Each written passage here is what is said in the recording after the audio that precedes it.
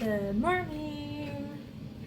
We are officially 4 months postpartum as of yesterday. So that means little Marcelo is officially 4 months old. I have a 4-month-old, which is crazy. Yeah?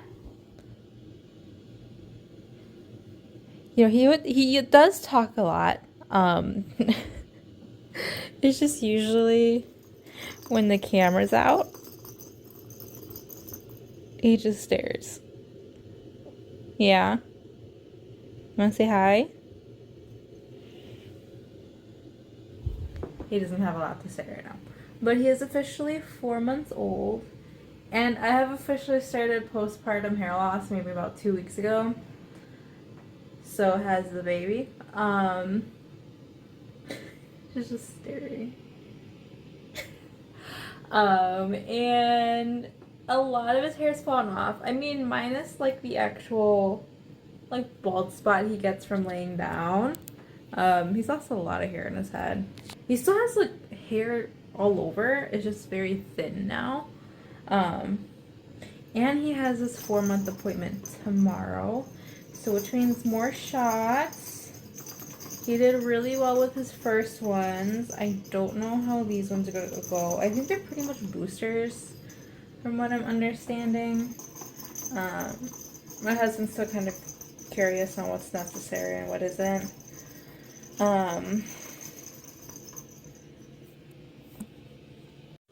But aside from that, he still doesn't really roll yet. We thought we were gonna have an early roller because at like 1 month old, he was really kind of trying to roll.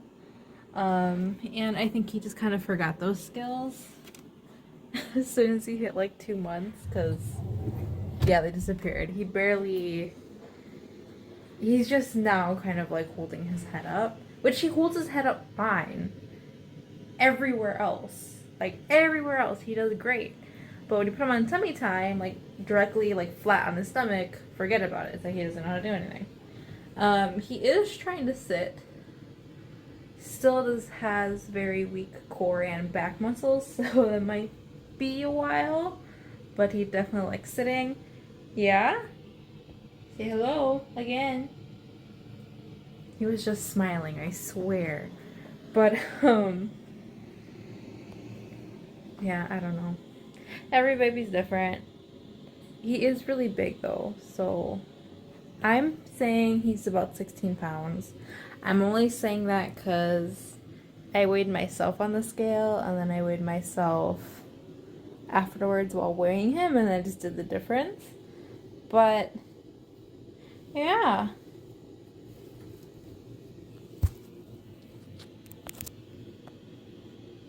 I guess we'll find out tomorrow at your appointment. Where are you going? Get myself. Yeah. I'm going to a doctor's appointment this morning. I know. You won't get shots today. Good thing you don't understand what that means.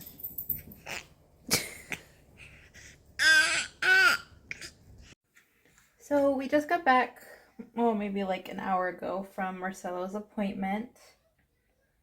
His appointment was actually maybe like an hour and a half ago. He fell asleep and he slept for like 40 minutes in his crib, about 10 minutes in the car.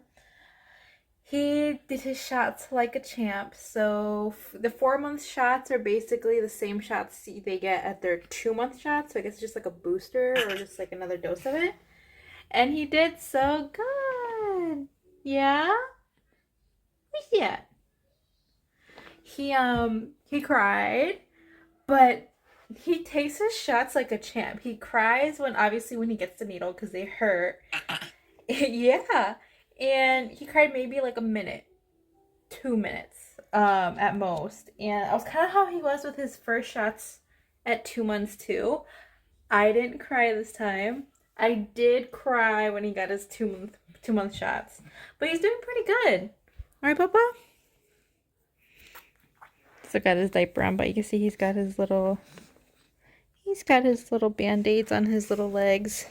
We're gonna be a little gentle with him and his legs today, and I might give him Tylenol. I'm probably gonna give it to him anyway, maybe around like 1 or 2 o'clock, just in case he starts getting sore. But yeah, so his doctor did kind of recommend we start sleep training him.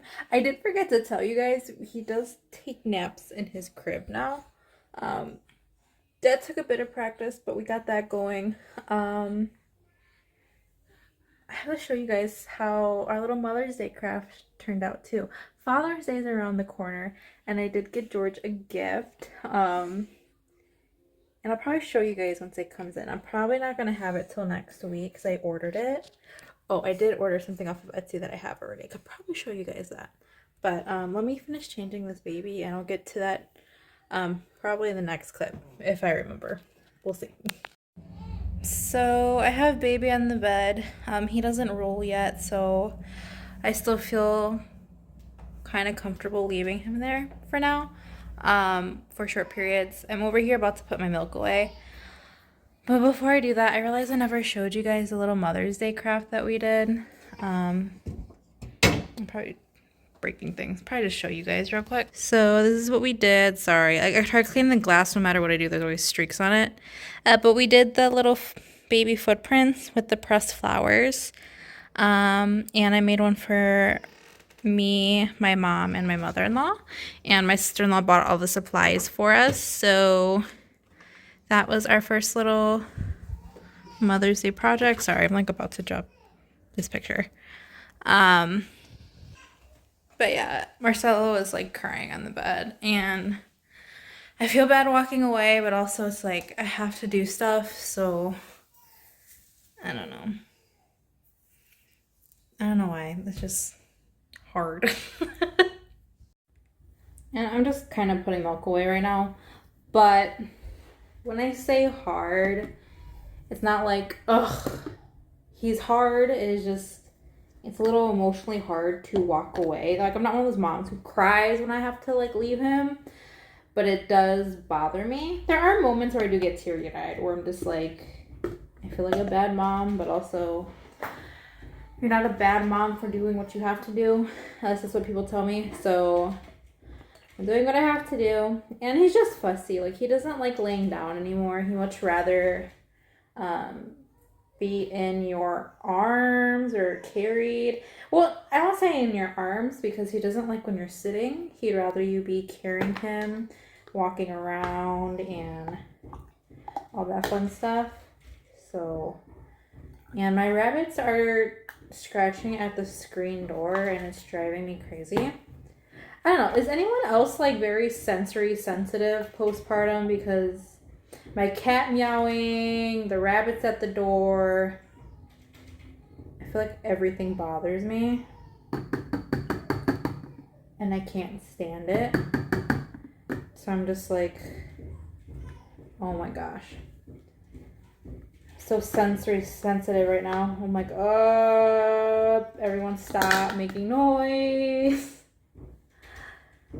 It makes me feel silly because it's just like, I feel like people who already have like more than one kid are like, oh, better get used to it, which I know you should. But it's just really overwhelming, honestly.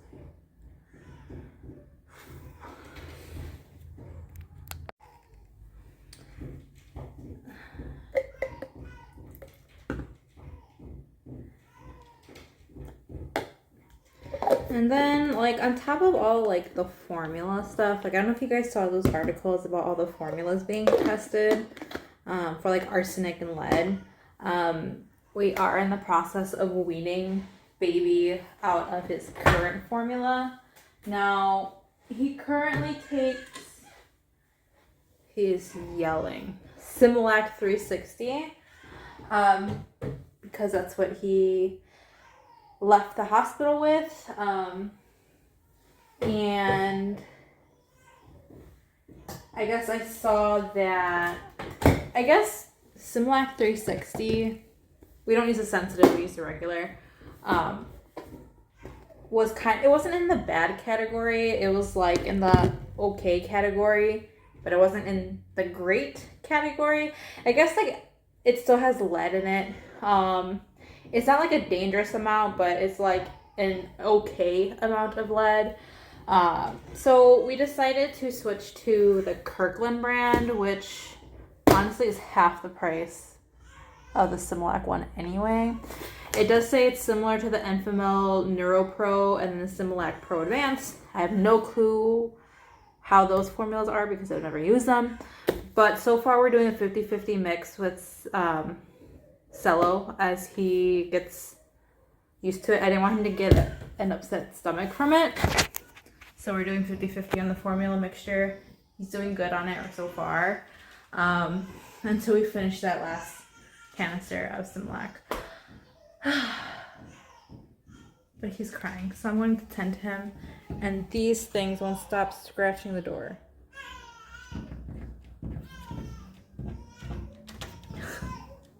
I feel so like... I love my pets. But postpartum has made it really hard to be patient with them. And Cella's screaming, so I'm gonna go tend to him real quick. He's okay. He's just fussy. Right? He's staring at himself. Say hi.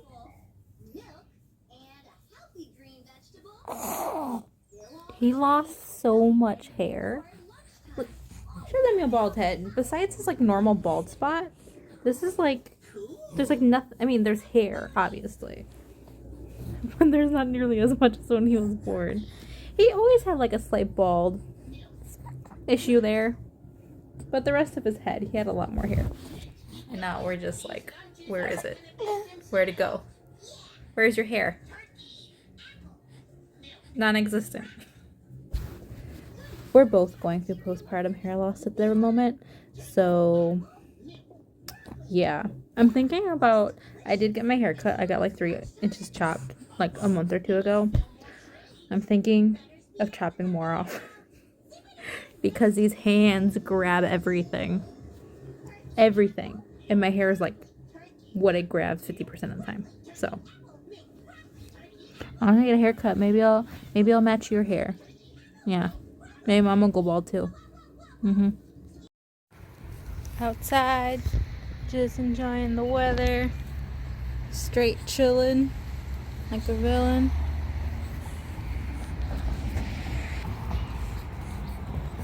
Planting plants. He wants to rub his eyes, but the glasses are in the way.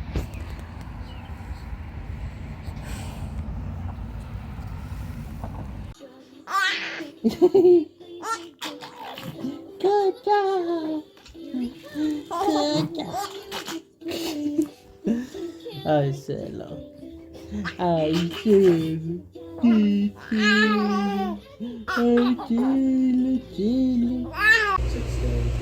Yeah, close.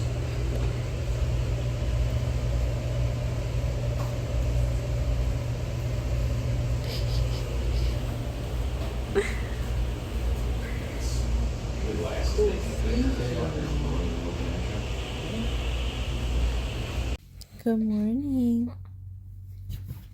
Yeah. Good morning, Bubba. Yeah.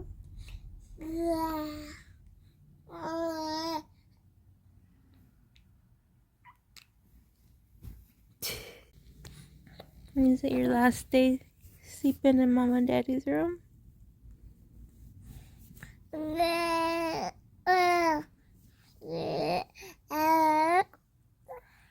Yeah. You gonna be a big boy and sleep in your own room tonight?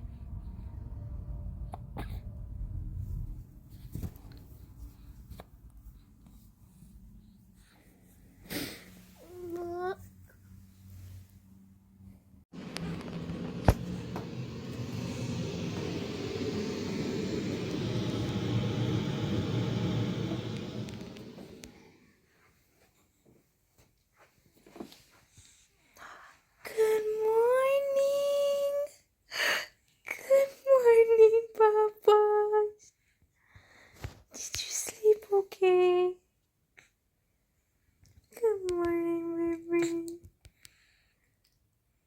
so proud of you. You did such a good job. Good job, Papa.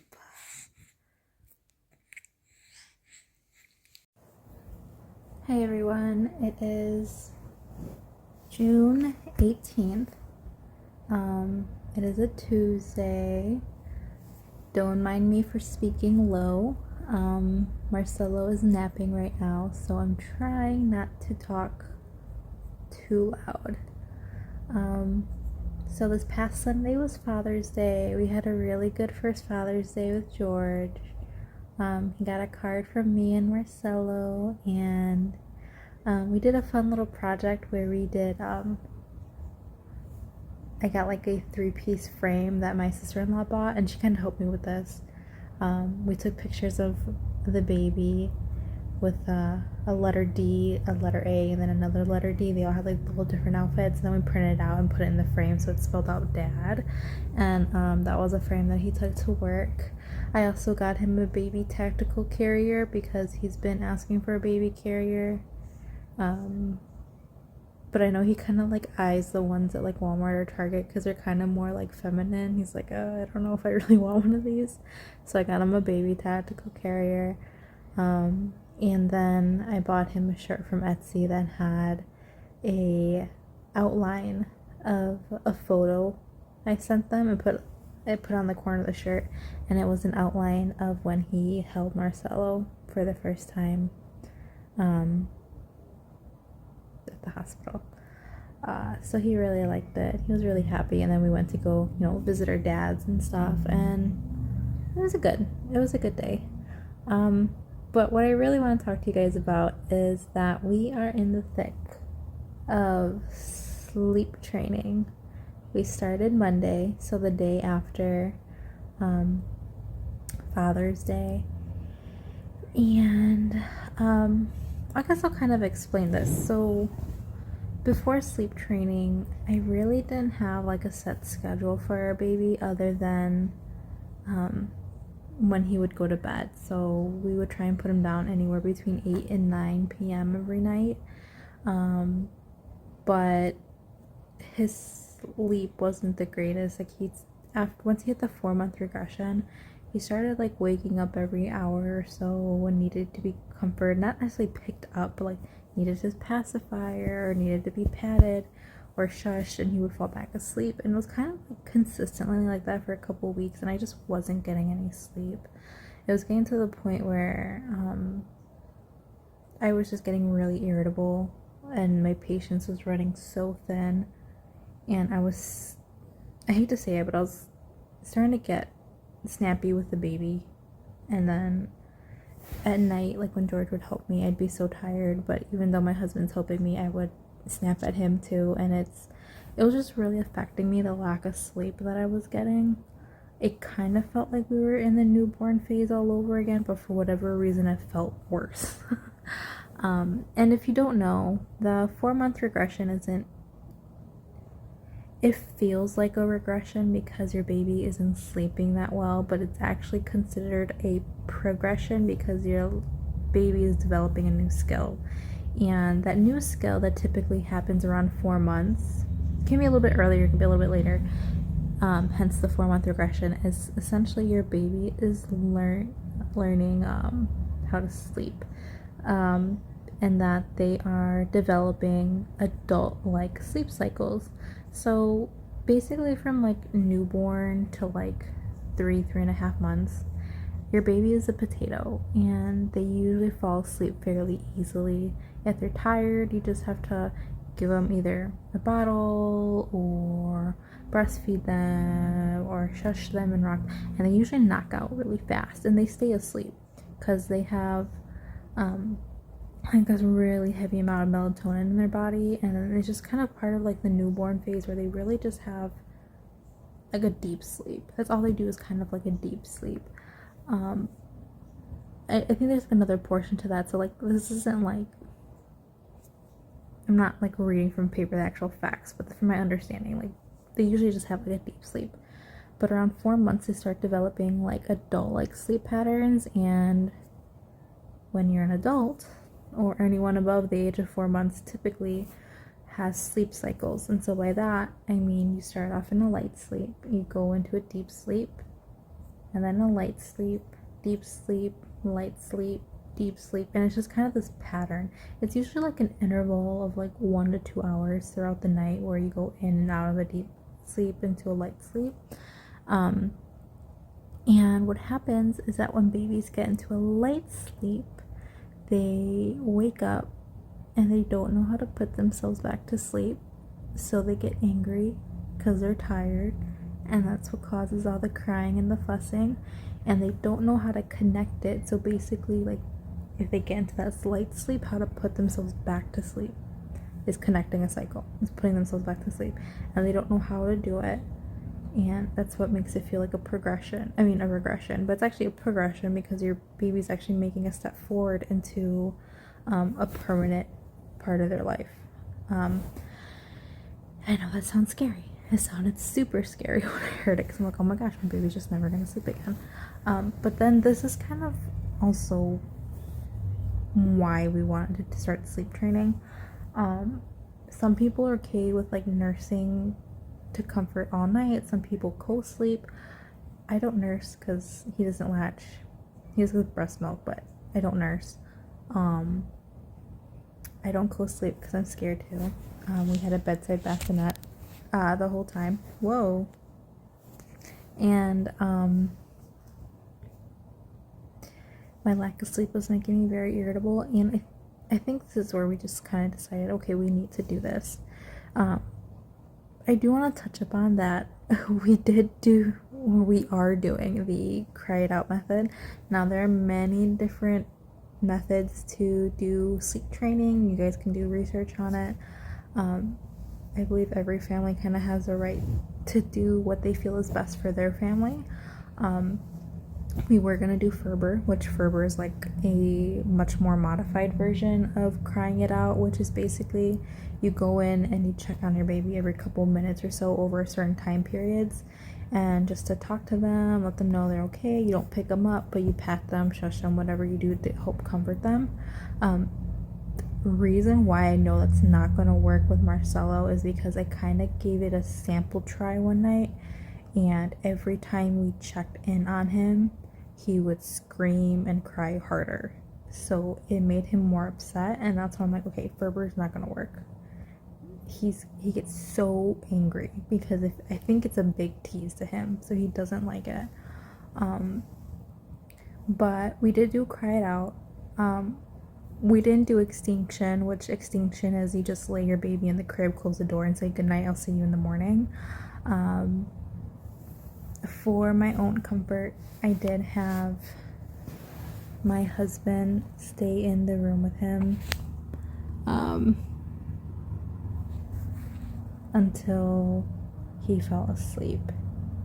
Hold on, my battery's about to die. I'll finish this in a second. Sorry, I'm gonna finish this here. The lighting isn't as great, but my phone is about to die.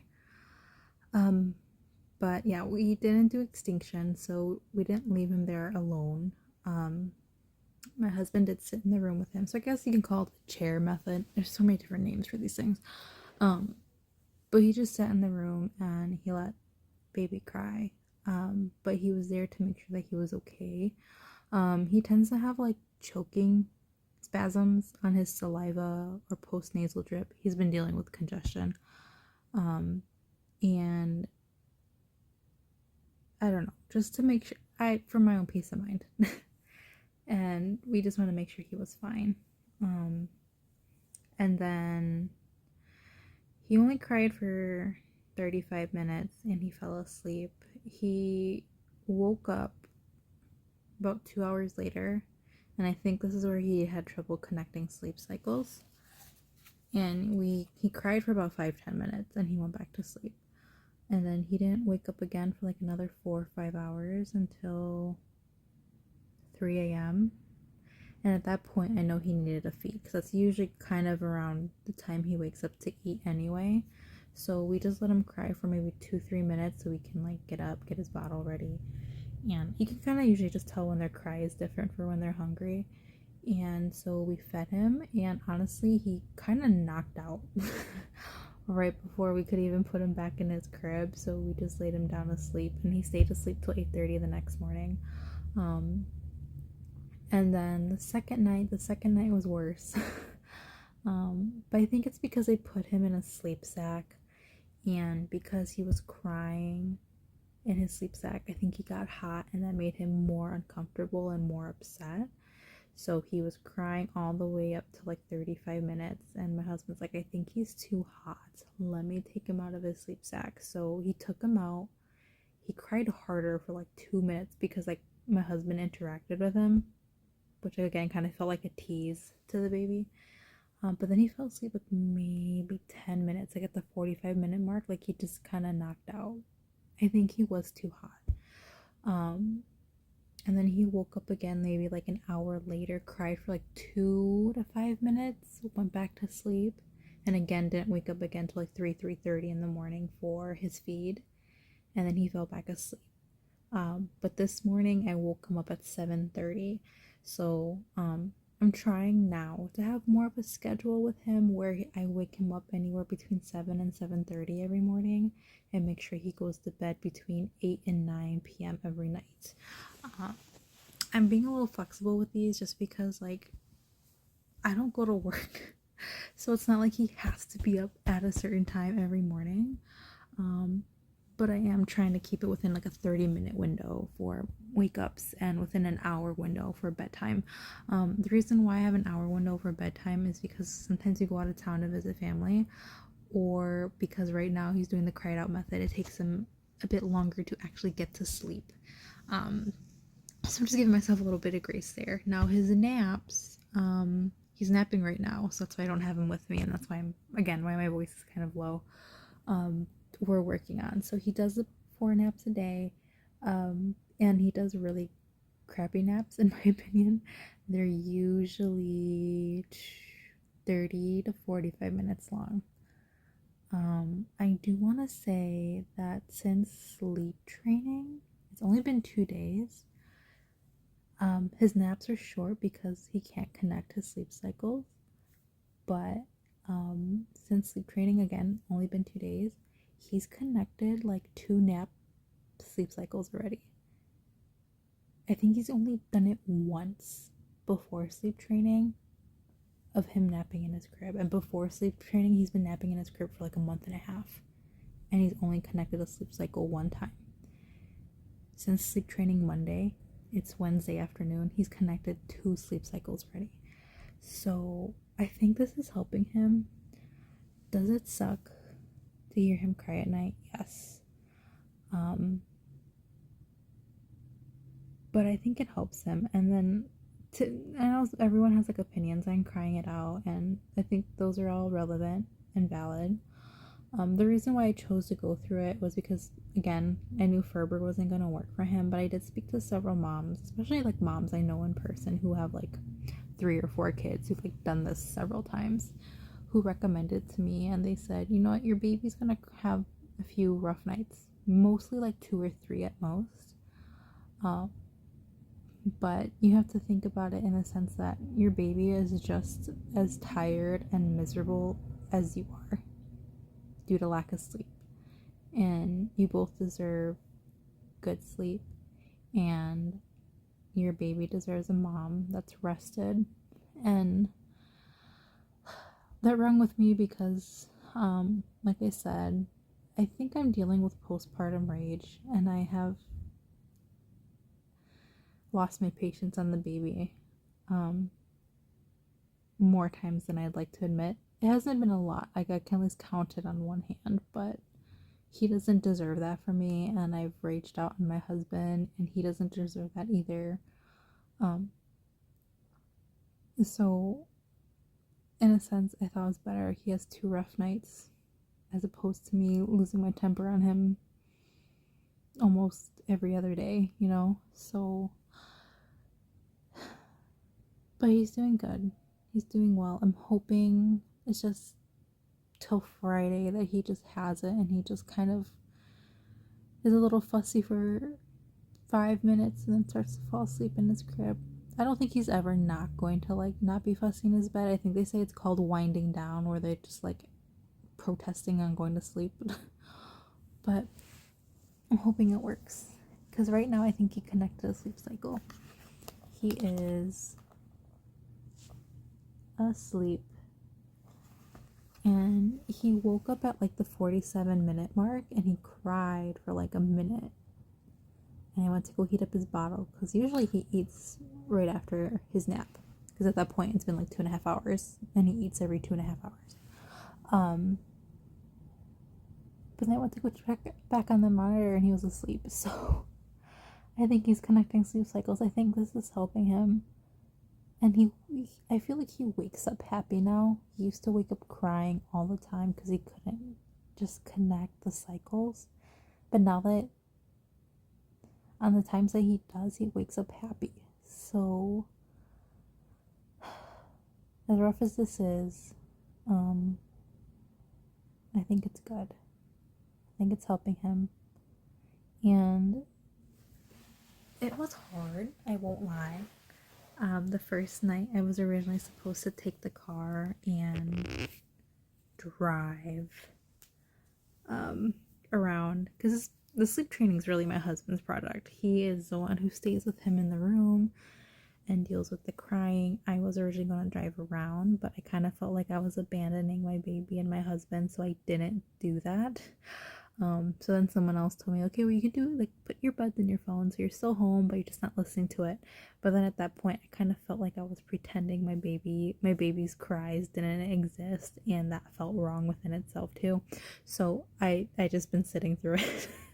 And the first night I cried a lot. I think I cried because I felt bad, but I also cried because my room was empty, and to me it was just an indicator that this is the beginning of him needing me less and less and less as he gets older. So I cried a lot because of that.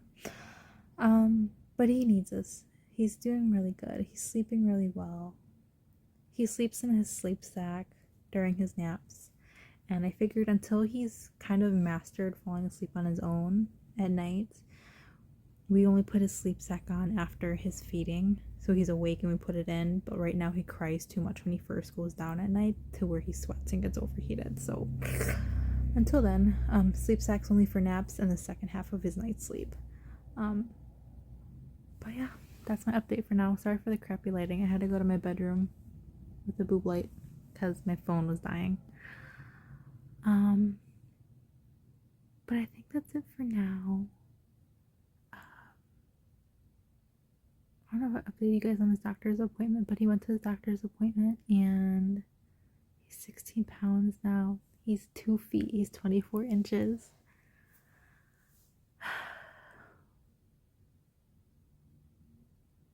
My baby's growing. It's not fun.